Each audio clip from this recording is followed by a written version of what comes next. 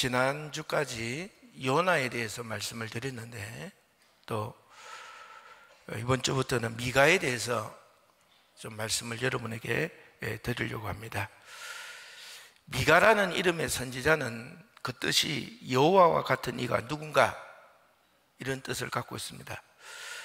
미가 선지자의 활동 시기는 유다 왕 요담, 아하스, 히스기야 이 왕의 시대였습니다.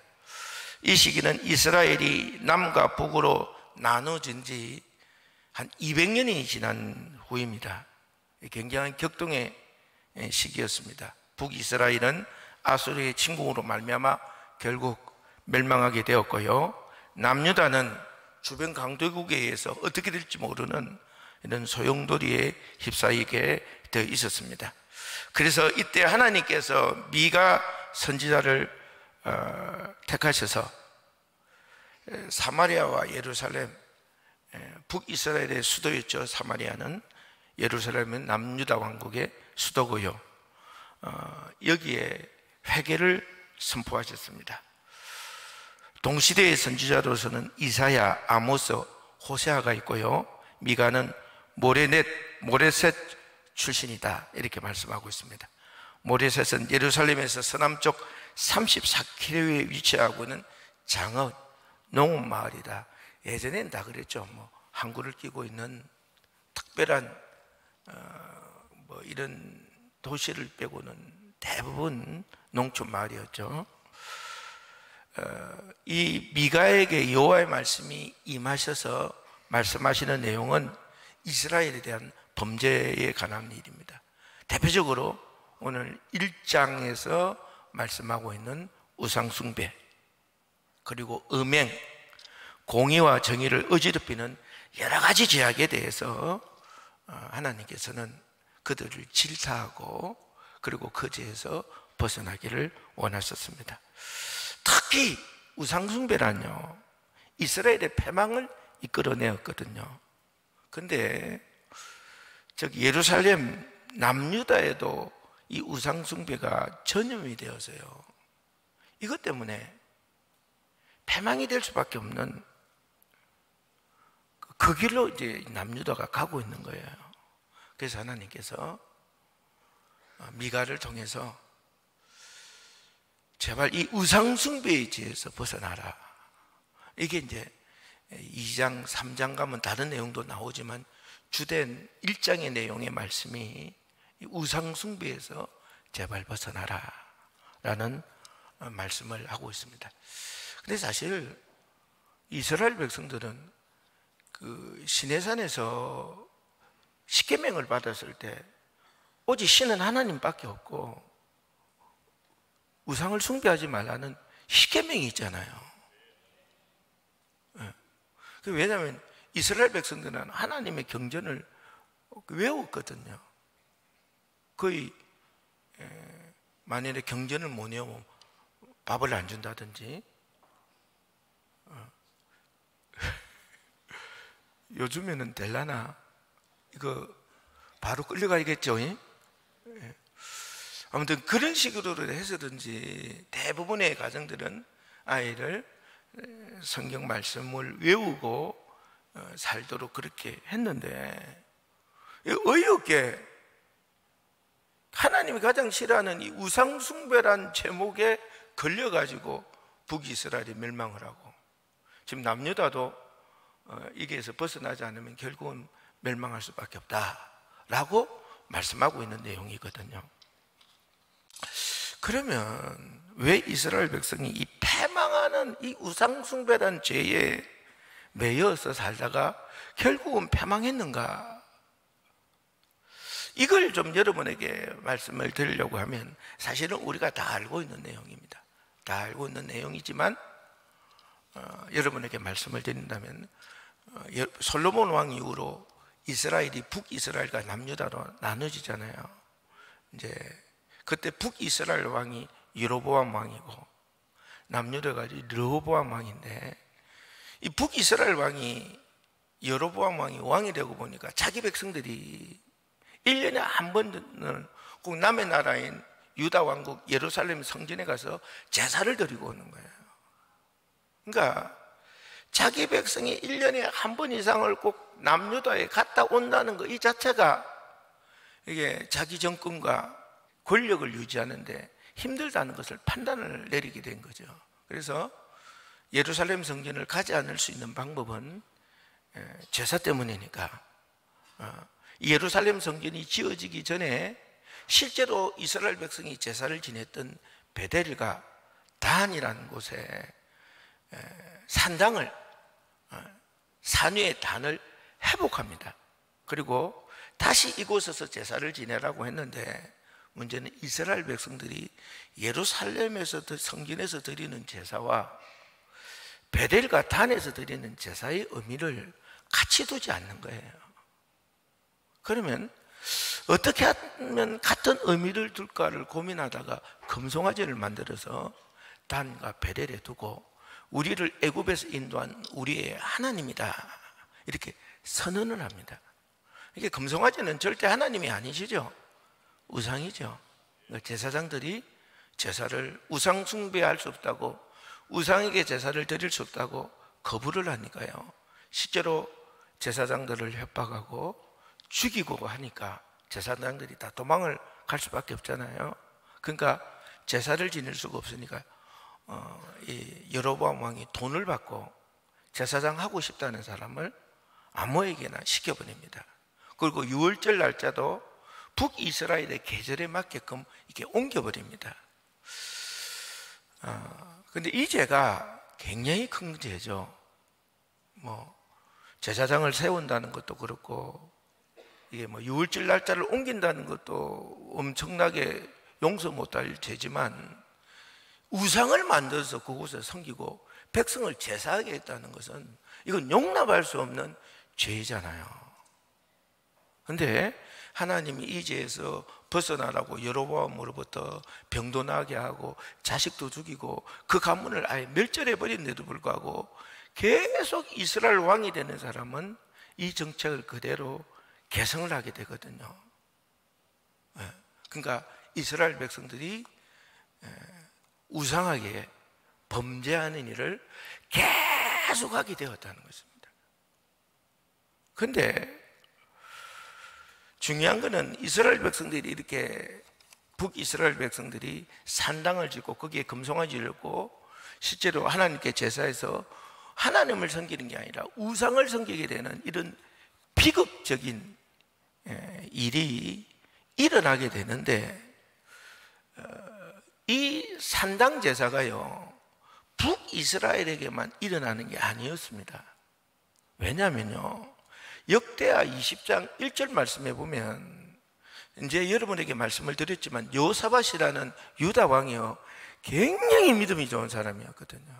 그때 20장 1절에 모압과 암몬과 마온 사람들이 연합을 해서 남유다 왕국을 쳐들어왔어요. 근데 그 병력이 너무 많고요, 그 군대가 너무 대군이라 유다 왕국 자체가 상대할 수가 없을 정도로 엄청난 병력이었습니다. 그래서 여호사밧 왕이요 전 백성에게 금식을 선포하고요 하나님 앞에 기도를 하며 정말 이 위기에서 벗어나기를 전국적으로 기도회를 행하였거든요. 그래서 하나님이 그 전쟁을 이기게 해주셨습니다. 이 여호사밧 왕이요 얼마나 믿음이 굉장히 좋았는가를 알 수 있죠, 그죠? 근데요 33절의 말씀에 보면 무슨 말씀이 있냐면, 그럼에도 불구하고 이 여호사밧 왕이요 남유다 왕국에 너무 많이 있던 산당이요 너무 많아서 그것까지는 여호사밧 왕도 생각은 해서 저거 하나님 앞에 잘못하는 거다 이렇게 생각했는데 감히 없애지를 못했다고 말씀하고 있습니다. 그만큼 이 우상숭배가 북이스라엘뿐만 아니라, 그래서 북이스라엘이 멸망하게 되었는데 이게 어디예요?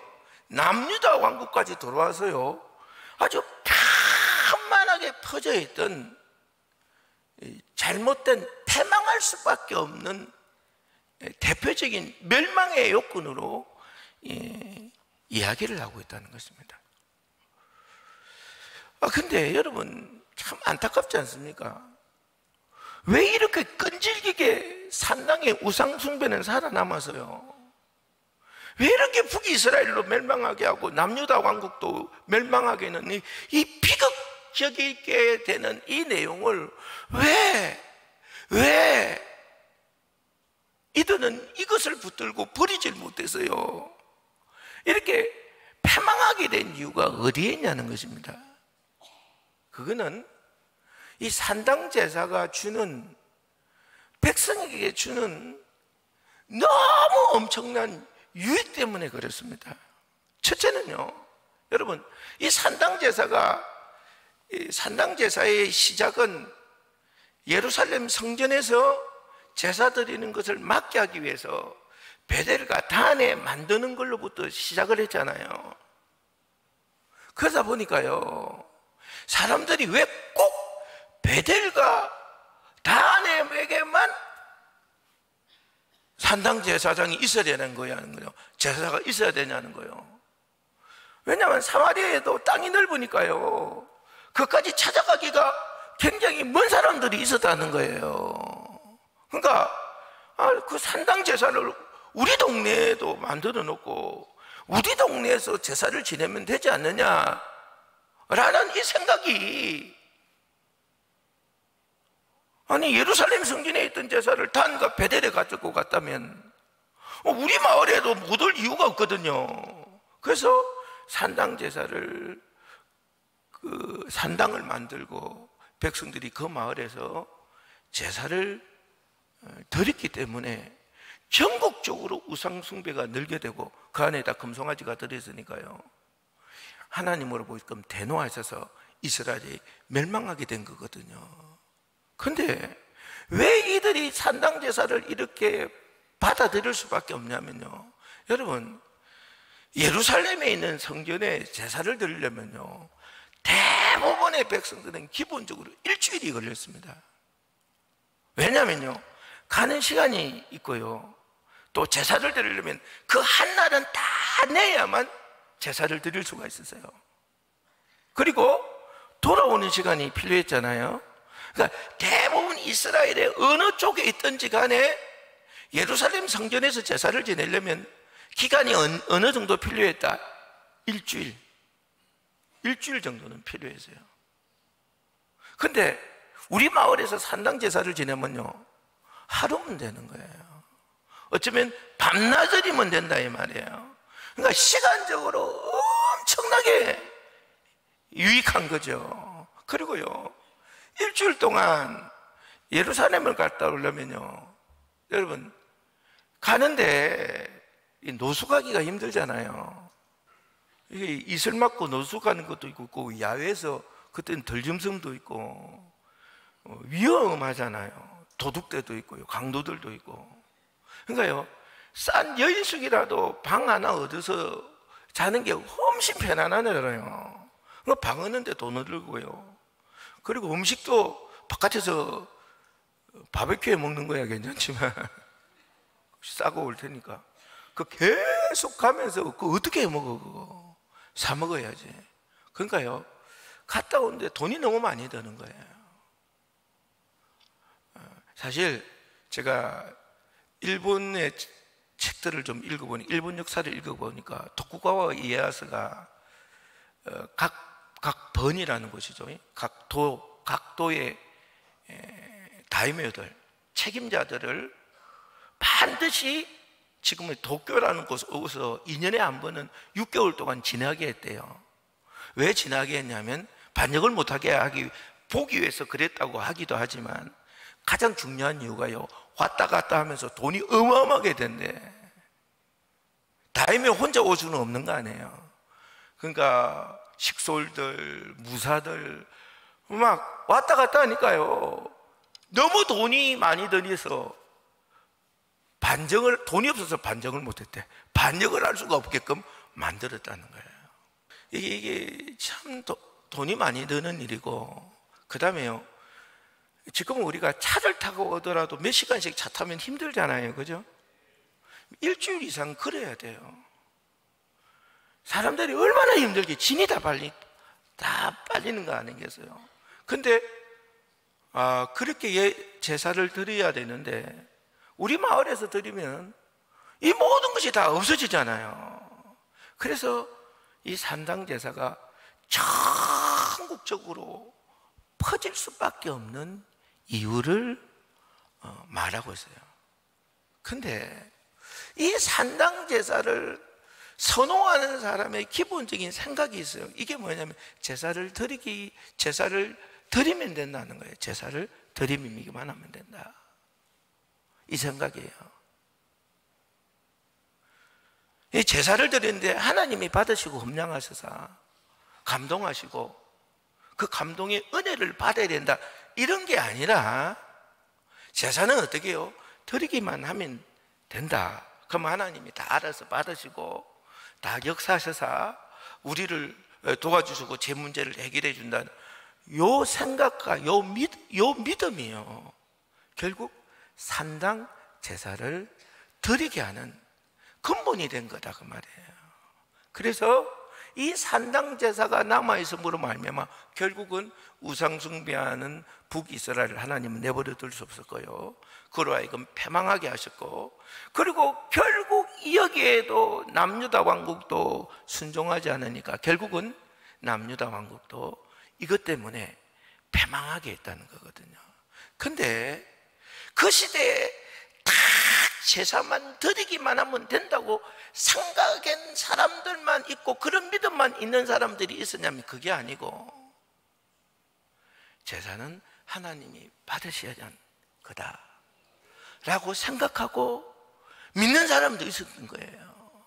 그래서요, 예루살렘까지 가가지고요, 어떻게 하면 하나님이 받으실까, 진짜 하나님이 말씀하신 것을 다 지키고 제사를 드림으로 말미암아 하나님이 감동해서 제사함을 받고, 제사함을 받는 것뿐만 아니라 하나님의 도우심을 입어 은혜를 입고 병이 낫고 문제가 해결되고 도움을 받는 이런 은혜를 입은 사람들도 있었다는 거예요. 여러분, 이 2500년 전에 이 말씀이 우리와 무슨 관계가 있습니까? 라고 생각할 수 있는데요, 이 2500년 전에 이 말씀이 지금 현재에도 동일하게 연결되고 있다는 게 이게 충격스러운 일이라는 거예요.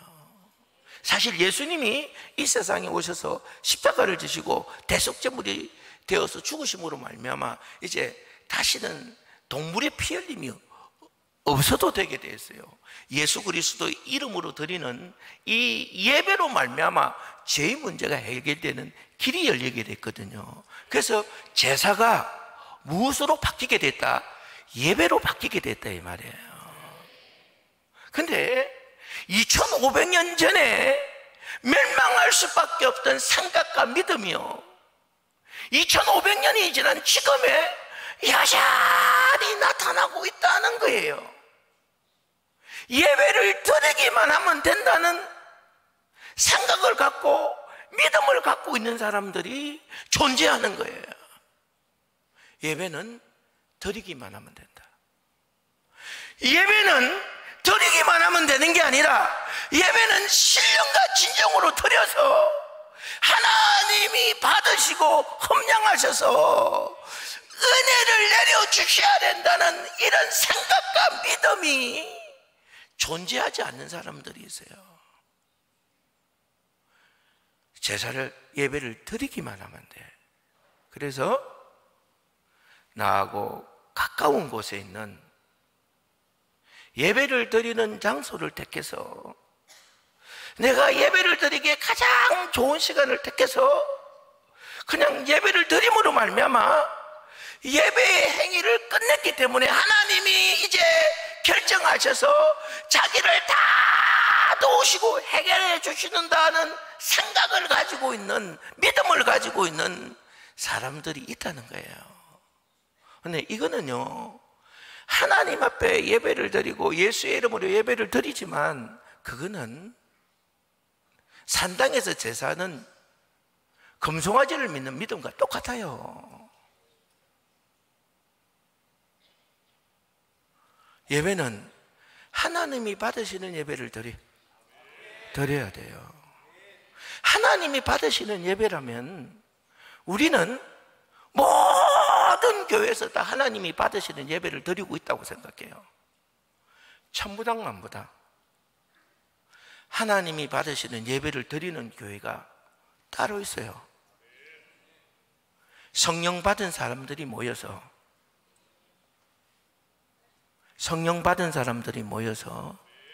성령 받은 구별된 목회자가 강단에서 진짜 성도들과 연합해서 찬양을 올려드리고 기도를 올려드리고 그 말씀을 전하며 하나님 앞에 예물을 드림으로 말미암아 하나님이 받으시고 감동하셔서 그 자리에 있는 자들에게 제사함의 은혜를 주시고 문제를 해결해 주시고 육신의 고통을 치유해 주시고 상처를 치료해 주시고 문제를 해결해 주시고 용기를 얻게 해 주시고 다시 시작할 수 있는 힘을 주시고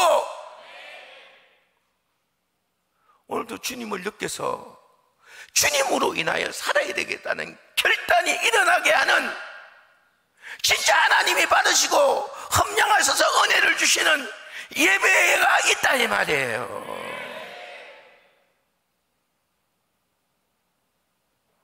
우리 둔산 제일 감리교회 같은 예배라 저는 확신합니다. 그러면 이런 예배를 찾아야 돼요. 적어도 예배를 드리기만 하면 된다는 생각이 아니라 예배는 중심은 내가 아니다 하나님이시다. 예배의 핵심은 내가 아니고 하나님이시다 라는 진정한 믿음이 있다면 내가 편리하고 내가 좋은 게 아니라 하나님이 원하시고 하나님이 받으시기에 합당한 바로 그 예배를 찾아야 될 거 아닙니까? 그리고 그런 예배를 드리는 예배를 찾았어요. 여기 있어요.